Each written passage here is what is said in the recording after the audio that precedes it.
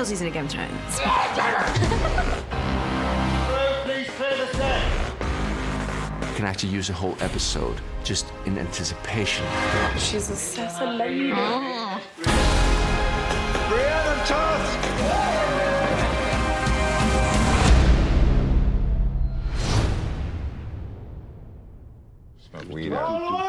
Do we do the lines or we just look up? We do the lines, right? Here we are? Yes, sir. Okay. Why not, right? Background. Well, here we are. Yes, here we are. Because we were spending so much this season in Winterfell, that meant greatly expanding Winterfell. You can't just use the same 3 or 4 sets over and over again without it starting to look redundant. Winterfell has grown from, what was in season 1 and 2 a courtyard into a proper castle. When we read the outline for season 8, it was clear that it was so big what was required of it that we had to have a complete rebuild.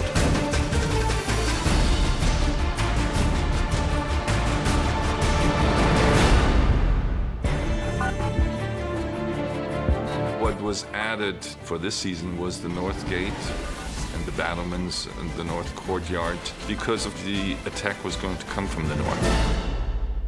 Right, we are in the new courtyard in Winterfell. The old courtyard ended where this wall was, so it was relatively small. We needed an expansion of the whole castle because we have refugees, we have an additional army that needed feeding. We took the old Winterfell model. I literally took a scalpel and pulled that wall out in foam core, and then it opened up the whole space. And seeing all of the different activities that took place in these castles is really important. Almost the back of house activities in the castle was like, well, how were these people fed? Where did the beer come from? Just come through the North Gate in this area where we have got our soup kitchen. We made spoons and ladles and bowls and things that you kind of take for granted but actually require quite a lot of work. And we have a brewery. We have barrels that are practical and people can be drinking. I do a lot of research on the history of food and what was available and what we would have eaten. The other side, we have our bakery. We would have breads that were made fresh and ones that were treated so that they wouldn't disintegrate after a couple of days. In working on a set that looks good on every angle, that's what gives you the options, You could literally go from one side of Winterfell, upstairs, downstairs, into towers, out of towers, and create these long continual shots. It was very, very exciting. I mean, there's so many layers, levels, which opens up a lot of chances of moving the camera through those after our characters. So what Deb did and her team was to create these incredibly realistic environments. If the actors are in an environment that seems real to them, it's much easier to get a good performance. Go inside and you're completely transported. You have to remind yourself by knocking on the walls, and then you can hear that it's fake.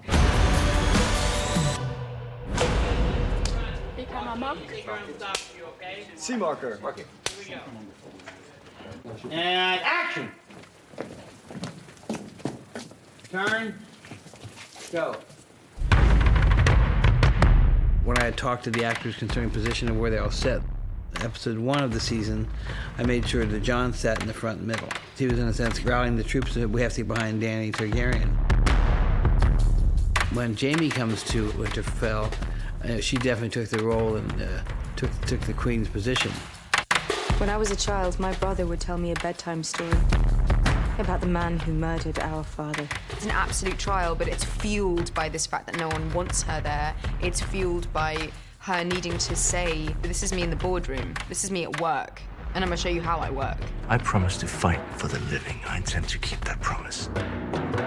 David Nutter, he has the most enormous respect for actors. I mean, as do I. I couldn't possibly do that. Sitting in front of this camera is difficult enough. Once we get on set, he will have a director's rehearsal with the actors before the scene, and then we go for it. Go ahead, go down and go. Watch her go, then you walk away, and then you drive right down to Bran. I know Sir Jaime. He is a man of honor. For Brienne, I think it's in some ways the most complicated feeling of all because she's feeling things that she can't really process. It goes all the way back to the beginning of their relationship when he kind of jumped in the line of fire for her. Without him, my lady, You would not be alive. Brienne's a very naturally shy person, and she stands in front of that room and she puts herself on the line. And it's almost like a declaration of love. And that means a lot to Sansa because she believes in Brienne. So if Brienne vouches for him, then that's good enough for her. I trust you with my life. If you trust him with yours, we should let him stay. What does the Warden of the North say about it? That's the first scene we see him after he's heard all the information from Sam. We need all the men we can get.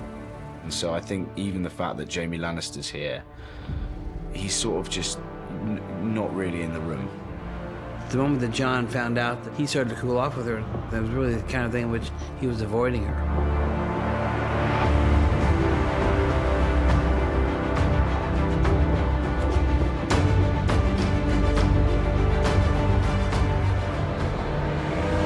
Print. 16 off the okay, Joe? Yeah. Okay. Okay, ready, and... In David Nutter's words, he was getting Winterfell ready for battle. And by the time Miguel would arrive in episode 3, the battle was beginning. And the thing that was really important to us was what steps would the residents of Winterfell take in order to protect themselves against the army of the dead. They would do as much as they could with dragon glass. We had the caltrops that were made. We also put shards of dragon glass on top of the battlements and the dragon glass logs. I had pre-engineered how to make the dragon glass, so chunks of resin, and then we'd nap it, shape it and grind it. Then we'd mould that and create hundreds of those types. From a very prop sort of sense, we had to make big piles of dragon glass that were movable. Background, weapons, spears, knives, daggers. Then using the forge work, how to make a sword, how to make an axe, how to make a spear. So incorporating all of those assets with Gendry. The whole thing's fully working. You know, the furnaces work, and the forges are all, you know, fully operational. And so, as an actor who's trying to look like he knows what he's doing, that's a challenge in half. Gendry's, in a sense, he's leading the guys with the forges. He understands all about dragon glass and understands how to turn those into weapons. Had to be molten dragon glass poured by an actor into a mould. And so obviously we had to play around with a material that was completely safe, completely cool, but also appeared to be molten glass. Here we are, ready? Yeah. Arya goes to the forge, and then the sense of, oh, Gendry's here, and it's looking good. Gendry got a chance to kind of understand who the new Arya was as well, so there was a wonderful kind of a flirtation that went on there that was kind of interesting. It's going to be safer down in the crypt, you know. Thank you. You're going to be down in the crypt? Here we go. She basically proves him in a display of her prowess. She takes about 4 or 5 of these Dragonstone knives and kind of throws them up against the posts and kind of, you know, hits these posts 5 times in a row, and he's like, holy shit, she's got some abilities. I enjoy new experiences. I look forward to seeing this one.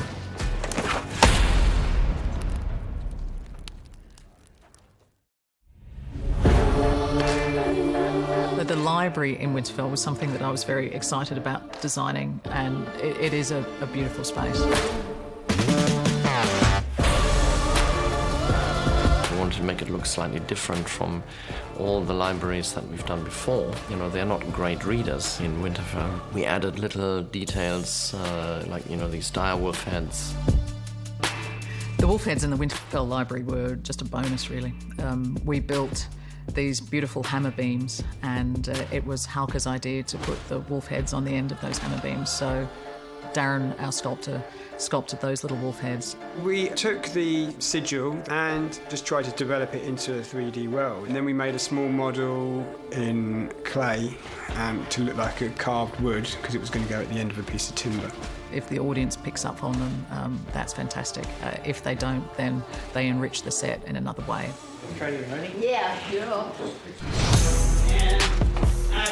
Lady Sansa, I was hoping we could have a word. Alone. Sorry, do that again. Hoping we could have a word. It was actually quite bizarre because I only see Emilia on screen, And it's like kind of a fan moment. I mean, I know her in real life, but as Daenerys, I only see her on screen. But it was really, really fun to work with her. I thought you and I were on the verge of agreement before. It was a lioness versus lioness. Verbally, you've got this sparring match happening. He never should have trusted Cersei. You never should have either. Like, oh, that slap hurt. I'ma take it. Not gonna slap you back. Families are complicated. Oh, certainly have been. You're driving in, you have to sit first, but as you're sitting, you could indicate, like... Yeah. She comes to Sansa, yeah, with a bit of an olive branch, trying to find a way inside that kind of cool exterior that Sansa presents. I'm here because I love your brother. But she's just forgetting the critical matter, which is Sansa thinks of the North in every way that Dany thinks of Westeros.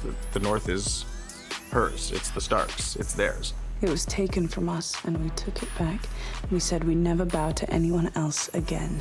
What about the North? And cut. Just fancy your brother loads. He's really fun. Really sexy. And we have cutting. You'll have it right.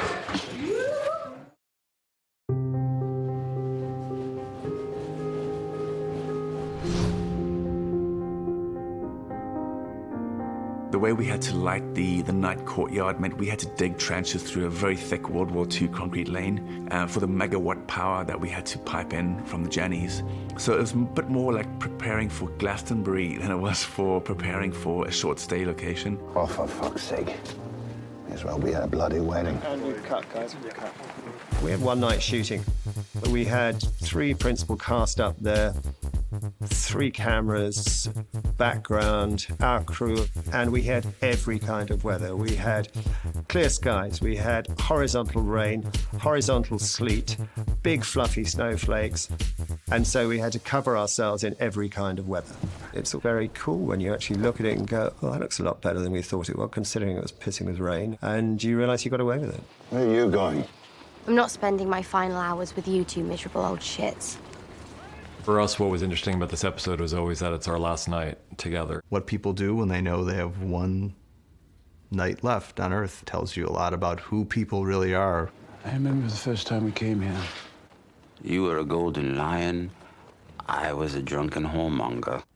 It was all so simple. The sequence that I love so much was the sequence around the fireplace. It starts off with something simple as Tyrion and Jaime having a moment together as brothers. My lady. We didn't mean to interrupt. We were just looking for somewhere warm. Contemplate your imminent death. You've come to the right place. We have all invested so many years in these characters that, yes, we can actually use a whole episode just in anticipation of what's going to happen.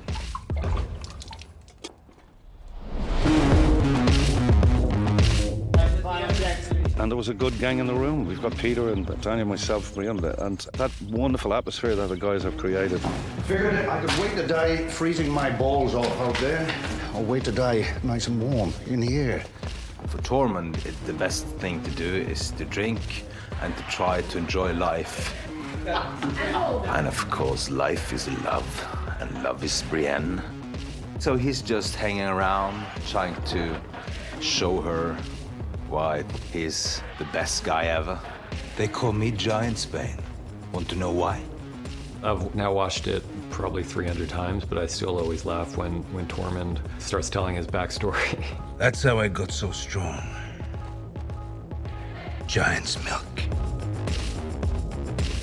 Partly in the way that Kristoff portrays Tormund, and partly in the reactions of the other characters listening to him. Part just in the way that Tormund chugs the goat's milk there. It's really pretty incredible, and he was really chugging milk. Maybe we'll have that drink.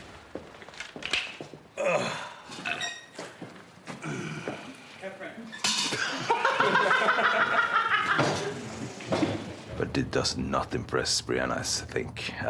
But, you know, he does his best. You're not a knight, Tormund. You're not the knight? Yeah, we'll put it up there. Okay. Put fuck tradition a little closer together, tighter. Yeah. And action. You're not the knight? Women can't be knights. Why not? Tradition. Fuck tradition. There's a scene that Bryan Cogman wrote in which Jaime decides to knight Brienne that we always just loved. We loved enough that we made it the title of the episode. I don't care about that, and I will continue to live my life in the best way possible. And you will probably never acknowledge it, but that's not what my life is about. I'm no king, but if I were, I'd knight you 10 times over.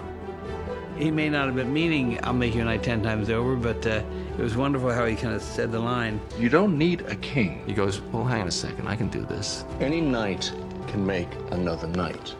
There are no rules against it, it's just weird tradition.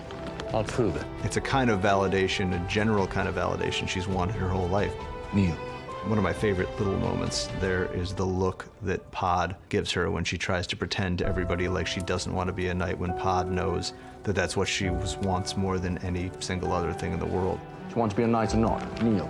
And even though she denies it, you know, Brienne has been more knightly than any of the knights I think we've seen. And the fact that she hadn't been just because of her gender is totally unfair. As humans, like to feel accepted.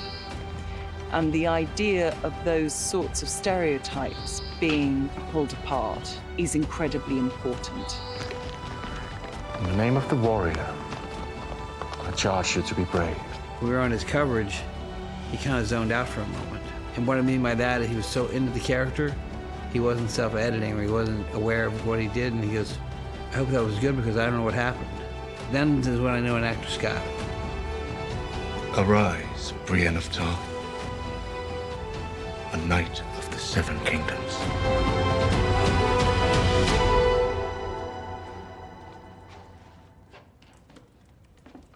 Living your life exclusively for the well-being of others in service of an idea greater than yourself. I am delighted that Brienne is recognized for that.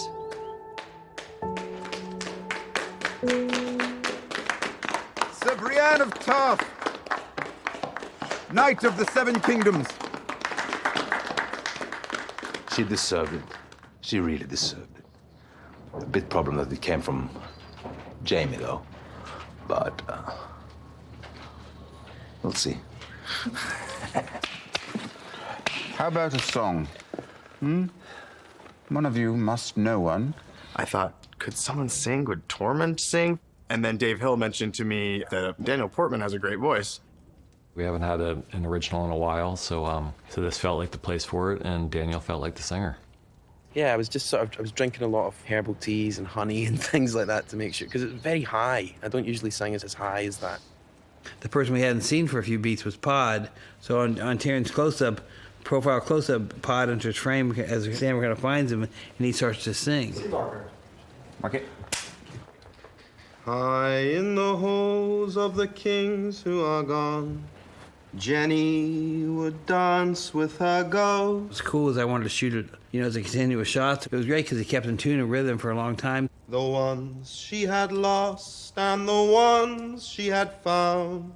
What I really wanted that episode to be was a love letter to the characters, because I love them so much. In most of the scenes of that episode, it's really these characters in a room sharing their humanity. The ones who'd been gone for so very long, she couldn't remember their names. I pledge to fight for the North, and I will fight. Spun her around on the damp old stones, spun away. Your father told me how to do what's right. This is right. And she never wanted to leave. Never wanted to leave. Never wanted to leave. Never wanted to leave. Never My name. wanted to leave. My real name Never wanted to leave. is Aegon Targaryen.